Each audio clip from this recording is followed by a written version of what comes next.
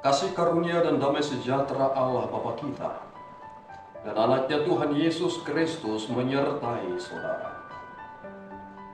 Amin.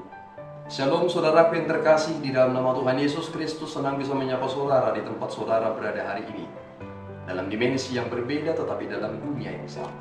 Sebagai insan yang diciptakan untuk Tuhan sebelum melakukan rangkaian aktivitas kita pada hari ini, marilah kita mengawalinya dengan mendengarkan firman Tuhan. Shalom. Firman Tuhan untuk kita hari ini yang tertulis dalam 1 Petrus 1 ayat 23. Karena kamu telah dilahirkan kembali bukan dari benih yang fana, tetapi dari benih yang tidak fana, oleh firman Allah yang hidup dan yang kekal.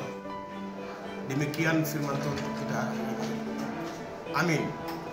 Saudara yang terkasih, di dalam nama Tuhan Yesus Kristus yang kita bahas hari ini, mungkin langsung saudara pikirkan tentang apa yang pernah dipertanyakan oleh Nikodemus perihal tentang kelahiran kembali. Tetapi inti dari penyampaian nats ini yang ingin dituju oleh Petrus adalah tentang kekudusan dan kasih persaudaraan. Bagaimana kelahiran kembali itu? Kita melihat bahwasanya benih berasal dari buah. Kemudian benih itu ditanam menjadi batang dan menghasilkan buah. Nah, sekarang pertanyaannya, yang mana menjadi induk?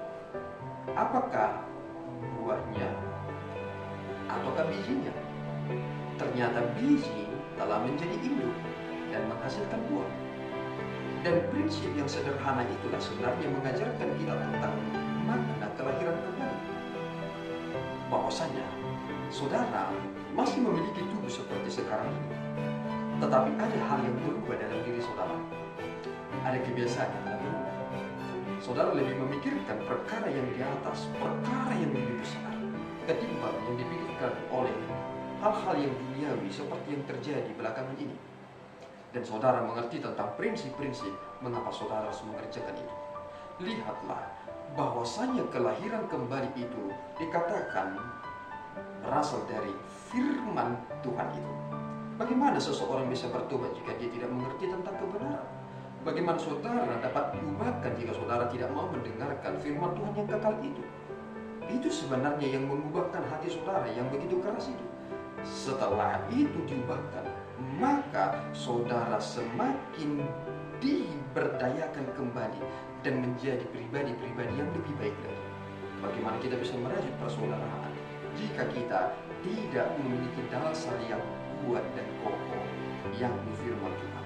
Saudara yang terkasih, di dalam nama Tuhan Yesus Kristus, kita dilahirkan kembali bukan dari benih yang fana, tetapi dari benih yang tidak fana. Jika saudara ingin menabur benih, saudara pasti harus pilih benih yang berkualitas. Saudara buang benih-benih yang tidak berkualitas.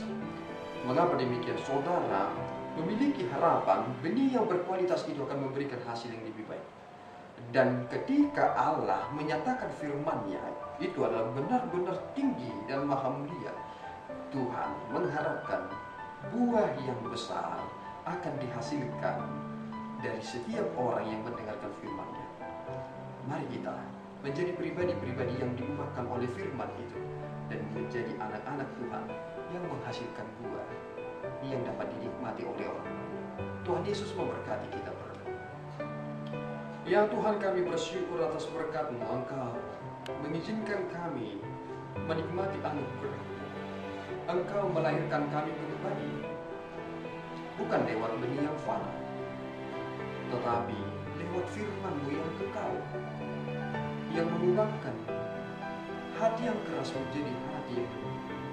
Biarlah kami, Tuhan, menjadi berkat bagi dunia ini, dan biarlah Engkau semakin dipermuliakan dalam setiap pelayanan kami. Terpuji Engkau ya Bapa, di dalam Yesus kami telah berdoa dan mengucap syukur. Anugerah Tuhan kita Yesus Kristus, kasih setia Allah Bapa, dan persekutuan Roh Kudus menyertai saudara. Amin. Tuhan Yesus memberkati.